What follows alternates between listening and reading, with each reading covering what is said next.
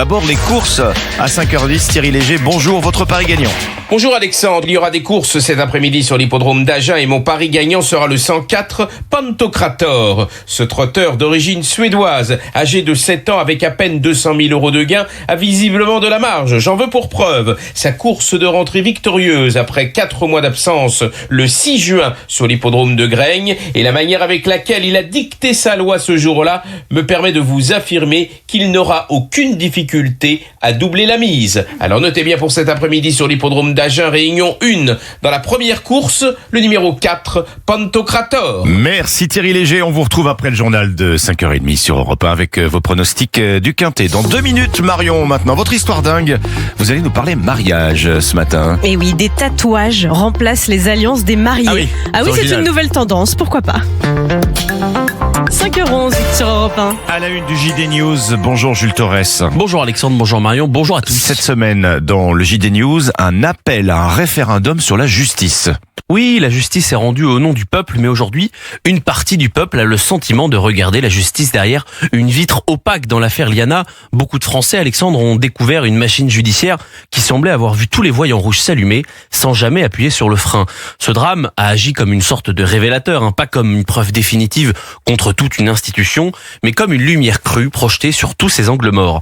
Alors on ne peut pas juger la justice comme une simple affaire, comme une seule affaire, mais on ne peut pas non plus balayer d'un revers de main cette affaire comme un accident isolé quand elle donne le sentiment d'un engrenage qui n'a pas fonctionné. C'est donc ce que proposent dans le JD News Alexandre Jardin et Georges Fenech. Ils proposent de rouvrir les fenêtres, de faire rentrer du réel dans une institution que beaucoup de Français jugent lointaine, fermée et presque inaccessible. Le référendum, ce n'est donc pas un coup de colère, c'est une manière de transformer une émotion nationale en question démocratique. Que dit cet appel du moment que nous traversons ? Eh bien Alexandre, la justice est au cœur du sujet bien sûr, mais derrière il y a une question plus profonde. Qui décide encore dans ce pays ? Depuis des années, on dit aux Français que certains sujets sont beaucoup trop complexes pour eux, trop techniques, trop sensibles, trop inflammables. C'est le cas de la justice, c'est le cas de l'immigration, c'est le cas de l'école aussi. À chaque fois on leur dit en creux que ce débat, eh bien c'est un débat d'initiés, un débat d'experts et que les Français n'ont pas leur voix au chapitre. Et puis on s'étonne ensuite que ces derniers se sentent dépossédés. Alors oui, le référendum que nous n'avons pas utilisé depuis 20 ans, eh bien là, ce n'est pas une pulsion, ce n'est pas le tribunal de l'émotion, c'est même l'inverse, c'est la parole au peuple pour le peuple. Sur la justice, le malaise est évident, Beaucoup la jugent trop lente, trop illisible, pas assez ferme, et surtout, ils ont le sentiment que les erreurs ne sont vraiment jamais assumées. C'est cela qui abîme la confiance avec notre justice. Et c'est donc pour ça que le plan de Georges Fenech est très intéressant, car il ne consiste pas à jeter les magistrats en pâture, il pose une question de principe finalement. L'exercice d'un pouvoir suppose une responsabilité. Or, l'indépendance des magistrats est indispensable, mais l'indépendance ne doit pas devenir une zone d'irresponsabilité. Quoi d'autre cette semaine dans le JD News ?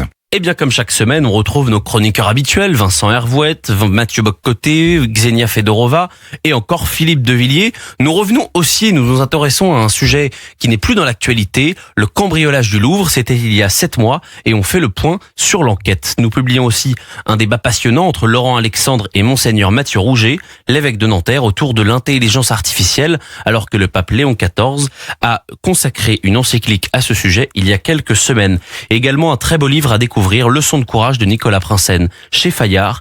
Il a recueilli les derniers témoignages des héros de la France libre, des héros et des récits bouleversants. Voilà tout ce que nous pouvons retrouver aujourd'hui dans le JD News. Merci Jules Torres. Et à la une du JD News cette semaine, donc, cet appel à un référendum sur la justice lancé par l'écrivain Alexandre Jardin et l'ancien magistrat Georges Fenech.